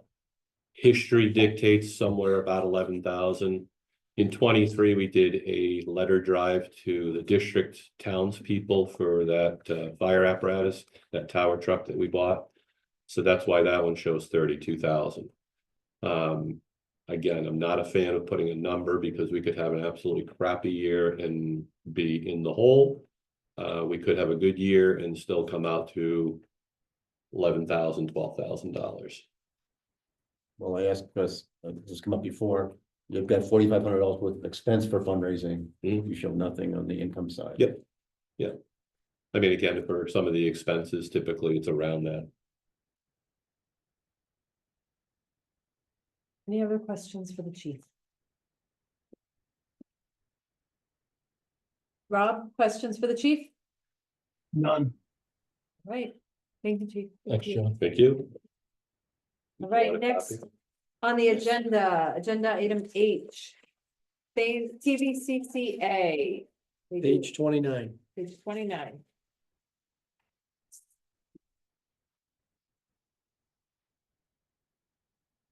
Dean, are you in the Zoom audience still, Mr. Throw? Yes, I see you. Yes, good evening. Good evening. Was there anything you wanted to share, or do you want us to just go off the letter that you sent us? You can certainly go off the letter. Okay. Because everybody is familiar with our program and what we do for the seniors in Thompson. I'll let you take it away. Okay, thank you. Let's see if I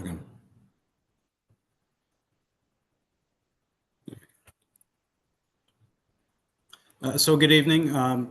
Thank you for letting me present and speak on behalf of TVCCA, the Meals on Wheels program, and the seniors that we serve in Thompson.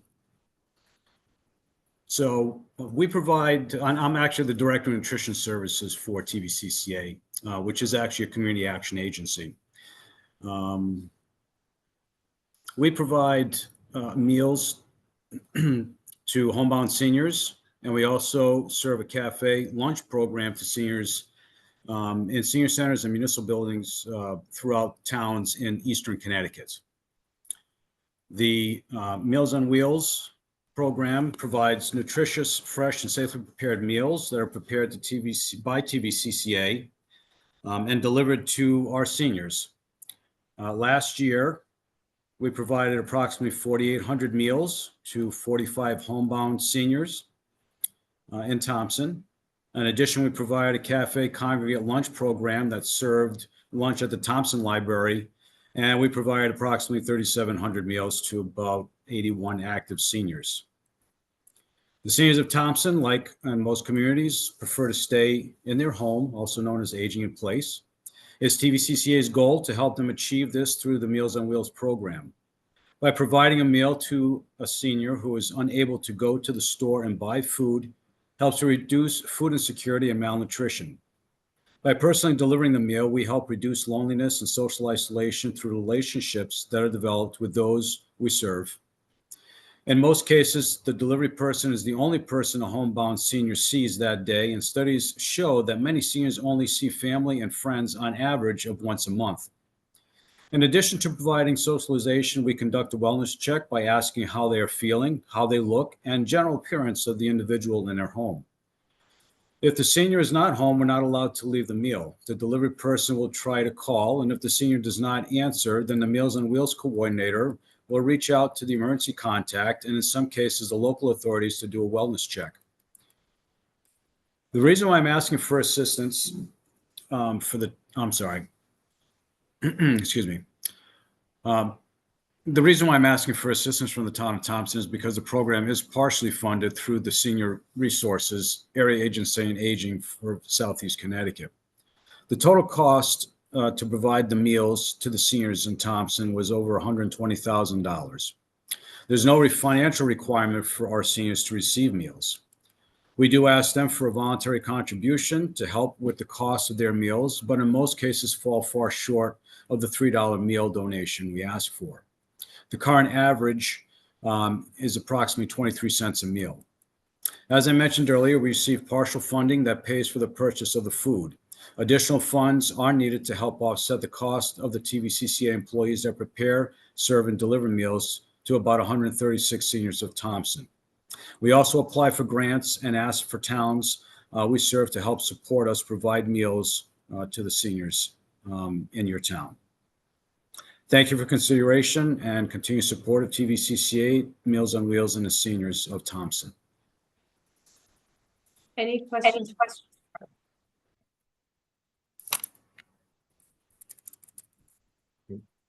Thank you, you do a great job. All right, Thank you very much. thank you very much. Have a nice evening. You too. All right, next on the agenda. West Thompson Fire Department, Chief Matt Whipple. Amy, could I jump in for a quick second? Oh, yeah, absolutely. All right, it's related to this, but Bill, on the fire departments, we're doing the last one now. It Yep. looked like the line item you had carried forward from the prior year at 390,000. Correct. Okay, so you're just gonna update that after the fifth fire chief presents?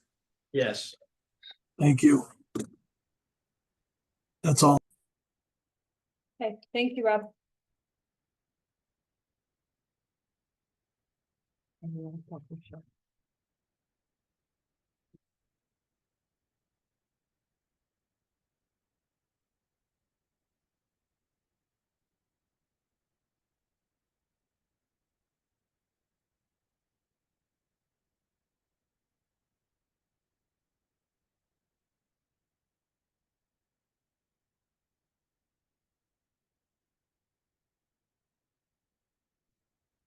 All right.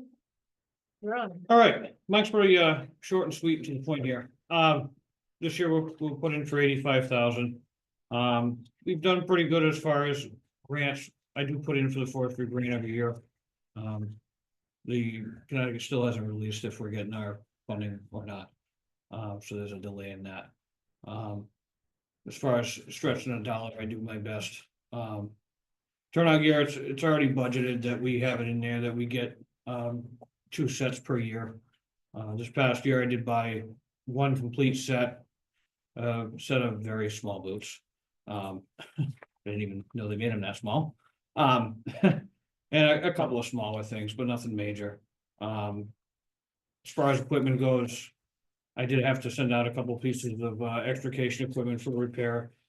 Thankfully, one of the small businesses in town did a repair on my extrication unit for free. And he is working on the other one.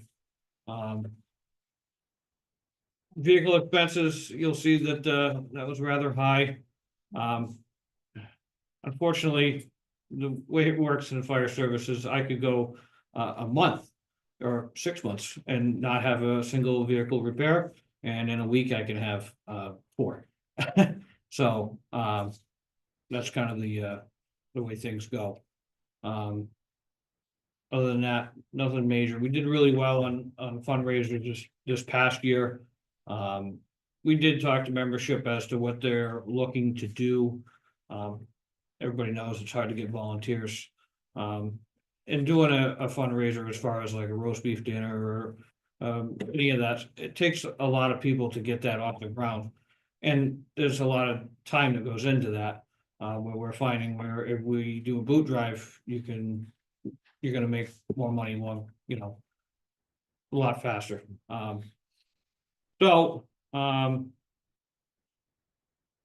Really no major changes. Turnout gear's going up 5%. They told me that when I bought this last set.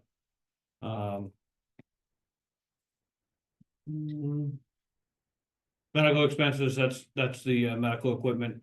A lot of times that stuff, we can be good for quite a while, and then we have a bunch of stuff that expires, and that's what it costs. AED pads and the epi. Now they don't do the epi pens. We draw it up. It's cheaper. We draw it up in a vial. So we actually save a lot of money doing it that way. The education and training. A regular firefighter one is $1,500 now. That's right off the top. So you send one person to that, you've got $500 to make it the rest of the year out of that training budget.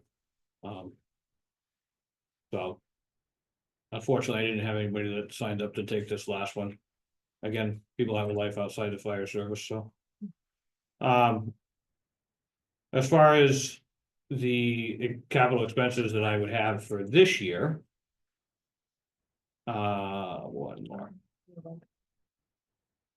I did, 5,000 for portable radios and then 5,000 for Mustang suits. The 5,000 for the portable radios is a drop in the bucket, but I have roughly 15 HD 1250s that I can put in a charger today and put it on a truck, it's dead. Battery just doesn't hold. And those are all, they're 20-year-old radios. So 5,000 would get us to where we need to get those replaced. The 5,000 for the Mustang suits, those suits alone go for 1,000 piece. And I have 7 of them, and all 7 are 15 years old. So they're all past their life as well. But on a positive note, because we all like positive news, I am not requesting a boat. Yeah, it's like the first time in 4 years, right? I was fortunate that I came across buggies for 3,000. And that eliminated me having to put my boat on top of my engine, which is dangerous. And that actually frees up some space in the truck as far as where I can put more equipment. So I don't have to have a boat motor tied up in a compartment. I don't have to have people climbing up. It came with boat motor, came with the trailer. I can hook it up to the service truck. All the water rescue stuff goes in the service truck. It goes as one outfit. So that was huge for our department. Really, it worked for what we had for a long time. But the 1989 boat has been replaced. We didn't get rid of it yet, but it's not first due. We're taking the equipment off of the engine and the rescue, and putting it on that service truck. A lot of times we're going to Vernon, for the Talon County dive team. There's pros and cons to it, but you know, when you put it on the engine, that's the first due piece, which means if we had a fire in town, or my district, that means that that's not there. So taking and putting it with my service truck, which we were fortunate enough to get through the state, which they still kind of own, but yet they don't want to give you money for it. It takes that out of my primary, so that's the positive. I like positive That's things. what we're all about. No, that's all I got. Questions for the chief? Amy, it's Rob. Yes. More so for Bill. Bill, I noticed that many, if not all, of the fire departments are seeing increases in oil. Is there an opportunity to extend our contract price to the fire departments as well as part of the town, the overall town consumption? Can't beat that. Yeah, they're already. You know. on the plan. What's that? They are on it. Yeah. So why do we see a reduction across the buildings in town, but the 5 fire departments are going up? Is it consumption or were they not on it last year? Nope, they have been on it historically. I believe it was consumption then because the per gallon price is down slightly. And that should go down across the board. Okay, thank you, Bill. Have we gotten an updated price for? Yes, Is it it's 266? 266. Can you email that over to me? Sure. At your convenience, please. That's for West Thompson. next Yeah. fiscal year. Yeah. Just because I know they'll be asking me. So, Yes, chief. Can I ask a question? That 266, is that for this upcoming year as well? It starts July 1, right? Right, This coming July 1? yes. Okay. And we're at what now? Hold on just a second. Go to the videotape. Sorry to interrupt. We're on Face ID. I don't know, right? Right now, for heating oil, we are at 299. Fiscal 26 will be 266. Okay, thank you. Yep. West Thompson has oil and propane. Propane's primarily used for the generator, stove, and the heater in the base. So. Any other questions? Let's go back to accounts. What's that? Accounts. Okay. Um, accounts or income expense? What were you? Cash on hand. Oh, Did I not put that in there? oh, there we go.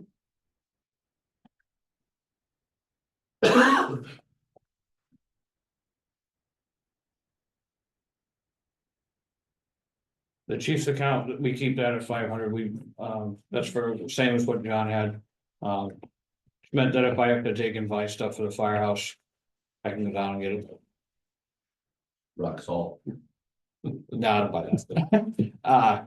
If you need paper towels, toilet paper, any paper stuff, if there's somebody that's not an actual vendor that I have an account set up for when I need to get parts for equipment, I can go down and get it through them. All right, questions on these? Okay. All right, thank you, Chief. Thank you. Thank you. All right, everything else is now in-house. Yes, sorry about that. Historical Society, page, Page 35.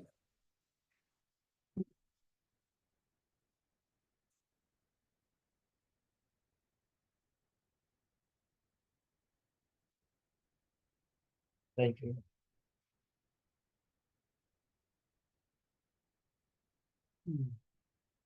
So I'll be handling this one.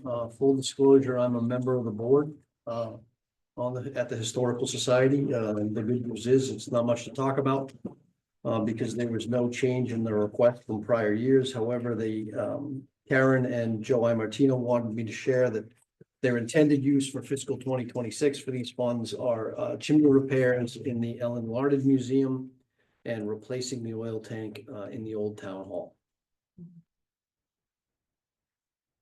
any questions or comments on Historical Society? All right, Building Committee. Building Committee is page 43.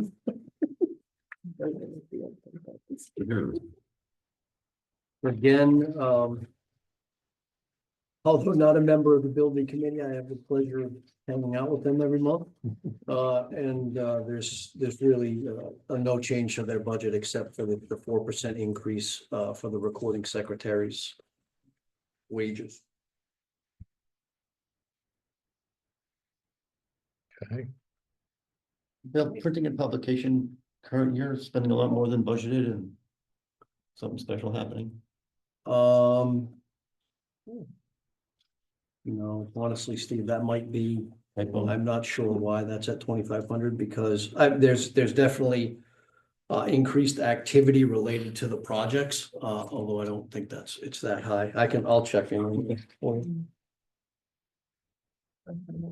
time. Yeah. Any other questions? All right, moving on. Security project for the school. So this is also unchanged. Page 19. By the time you get there, we'll probably be off. Discussed it with Melinda. They're fine. It's staying at that $60,000, which is what it's been funded at since the inception. And she wanted to let the board know that she appreciates the continued support. Has the staff changed? Just out of curiosity, has Yes. the quantity changed of employees over time? Do you know? Yeah, yes, I'm trying to think. So Greg Gillard is the director. Yeah. They have three or four part-time folks. Matter of fact, I just signed the sheet they're bringing on Mark Lamontagne, who is a retired corrections officer, as an additional resource, part-time. Questions? All right, moving on. Need to fringe. This one's got a little more to talk about. Page 44. For the next two, actually, fringe and municipal insurance. So Longevity, we base on an actual calculation of employees that are eligible, I believe. It's actually down slightly this year, just based on employee mix. Health and life insurance, consistent, with the BOE. And you'll see our other health insurance lines, the broker had provided a 10% anticipated rate increase. We touch base with them about every week or so to see that has tended to drift down over the course of the budget process.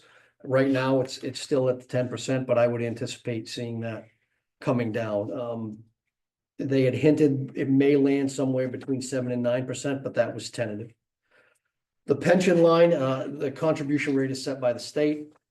This year it was set at, 16.71%. And we don't have any control there. But at least we do have the final rate for that calculation. FICA and Medicare, I increased to 4% consistent with wages. Unemployment compensation, we went up from 5,000 to 10,000 this year, and that was really due to some increased charges that we've been seeing in the actuals. Workers' comp also applied the 10% rate increase. Once again, that hopefully will come down. Retirement and severance benefits, that's a bit of a guess, because you don't really know who's going to retire from year to year. So we came up a little bit based on recent activity. Employee assistance program is a program that Michelle Giamarinaro runs. She actually went out and did some digging and which resulted in a modest savings there of $401. Professional services is down sharply. I wish I could tell you that's forever, but it's not. It simply has to do with the timing of the actuarial pension valuation. It happens every other year. This is an off year. Moving down to municipal insurance, the same 10% expected increase. And bonds is just an estimate based on recent activity. And that's really the sort of the crime policy there. So that, I believe, explains each of the puts and takes in 7301 and 7302. Questions?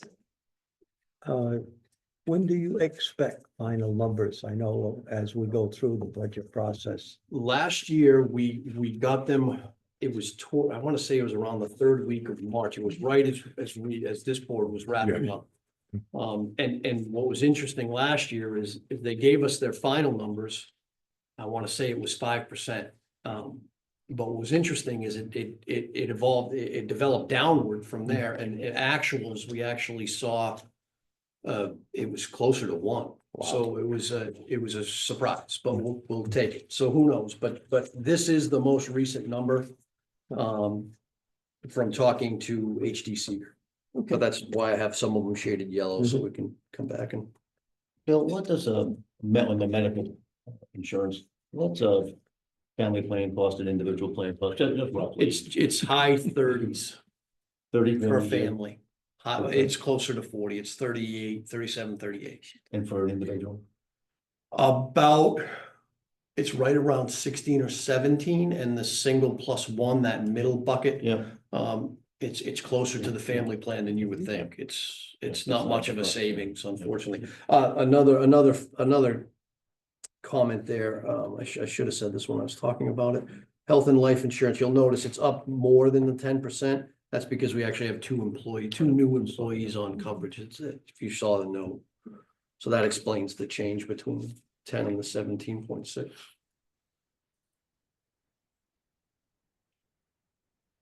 All set? Yep.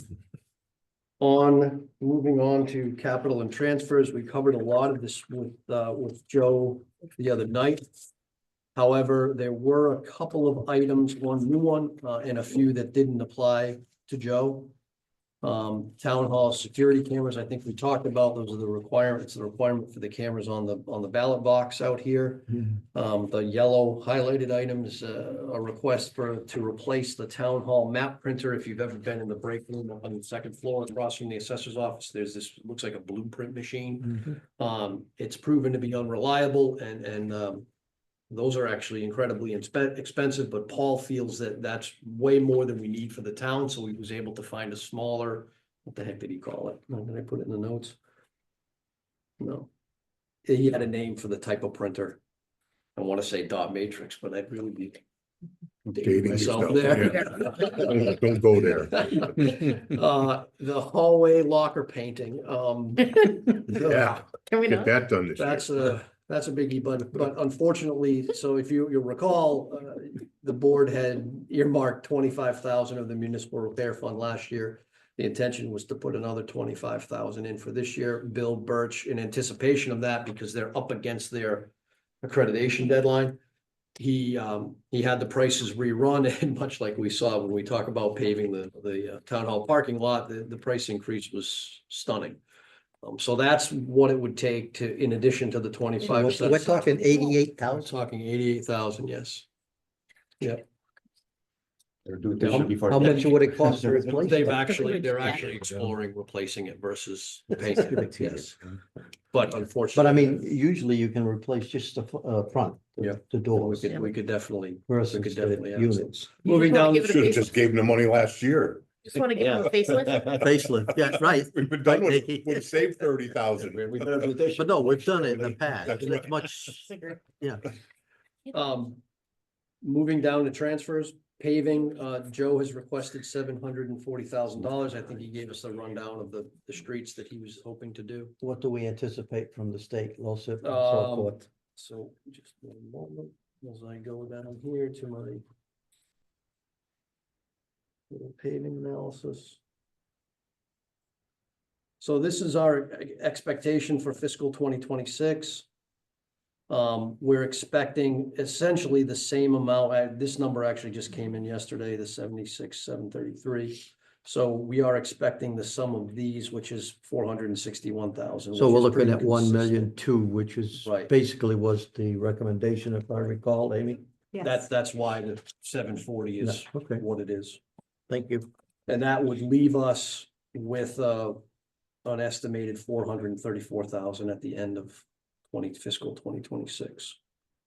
Amy, just to help out the firemen, when I saw the 30,000 for the apron, can the firemen buy the asphalt and the town pay for them to save them some money? Oh, the town offered labor? Yeah, Potentially, it's just gonna depend on the construction season and their. well, I understand, but when you get to they can buy the Right. asphalt, that would help them out tremendously. I know that would be a pretty good thing to help them out a little bit.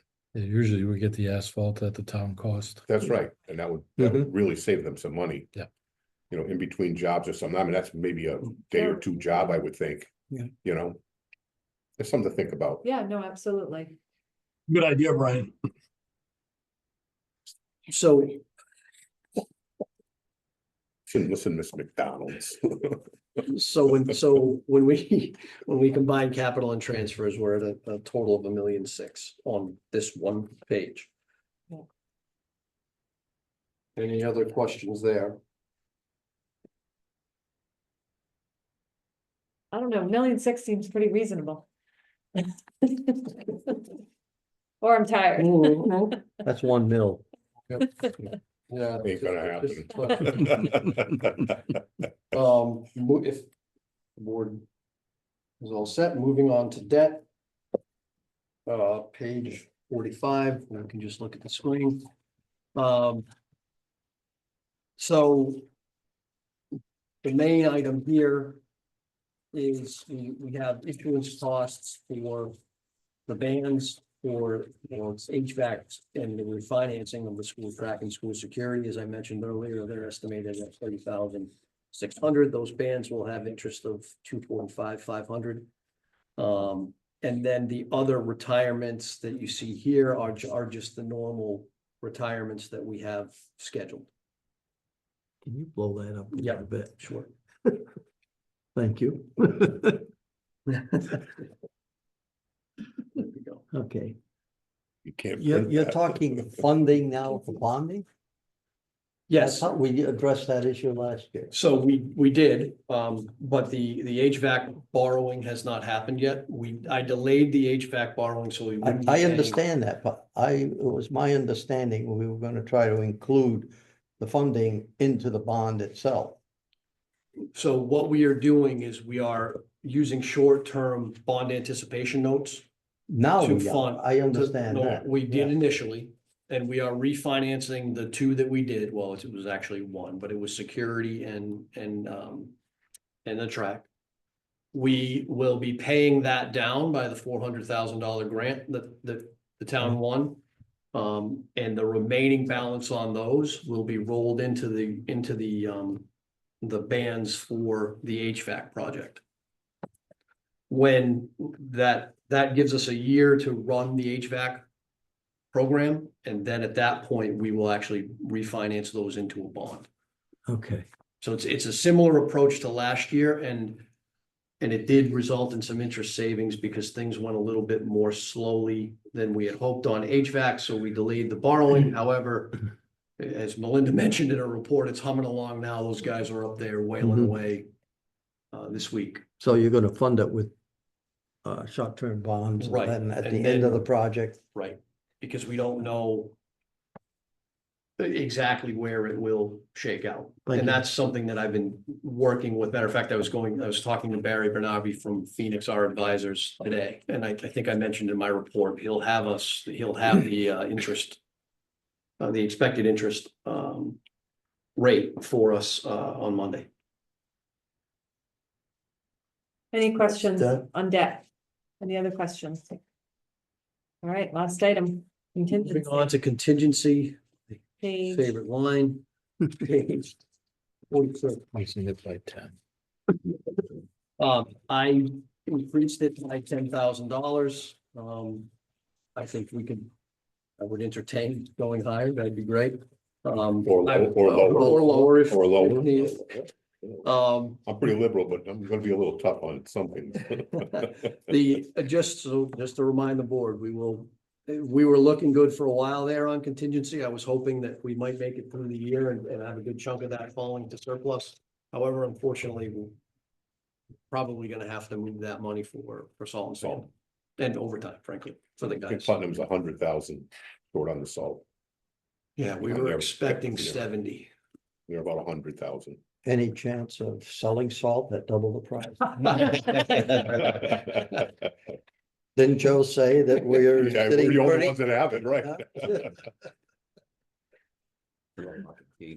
All right, any other We budgets camera there. that the boards think necessary to look at again? Go ahead, Nick. Go ahead. Yeah, Nick, try to say something, Nick. Go ahead. Don't let me be the only one. You have anything else you want to share or say? Before I adjourn the meeting? Now, our next is 25th, Tuesday, Well, no, No? that's only the No. Board of Selectmen. just selecting on that. Yeah, We have reviewed every single department. Yep. All right. Town, So March 13th. March 13th And is March the next, 6th. well, March 6th. March 6th is the public hearing. But the next budget workshop is the 13th. That, yeah, what, And then the 20th is our regular rate. 20th is our regular. 7 o'clock. What's the 13th again? The first budget meeting for just Board of Finance. Right? Oh, okay. On the So, 20th. Nate, being your first time through, what happens next? The Board of Selectmen meet next week, 2 or 3 nights as needed. Right. They'll make their adjustments next week. And then they will send that budget to this board. And that's what we will meet to discuss we'll be presented to the town on the 6th, and then you guys will take it up and make your adjustments. On the 13th. On the 13th. Okay.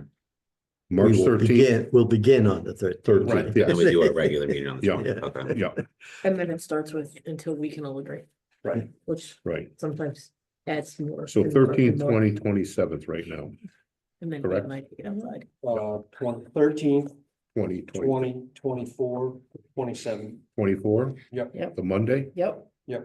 what time? All of these are at 6. All 7 right, p.m. so Even ours are at 6? No, all of ours are 7 p.m. All of ours are 7 p.m., Brian. Ours are at 6. All right, Yeah, I struggle. I'll take a motion for adjournment. So moved. Second. Second. Okay, motion by Brian, second by Ken, all in favor of adjournment, say aye. Aye. Aye, anybody opposed? Yeah, me. Stay here longer. Well, Nick was late. He's gotta make up his time. Very thin and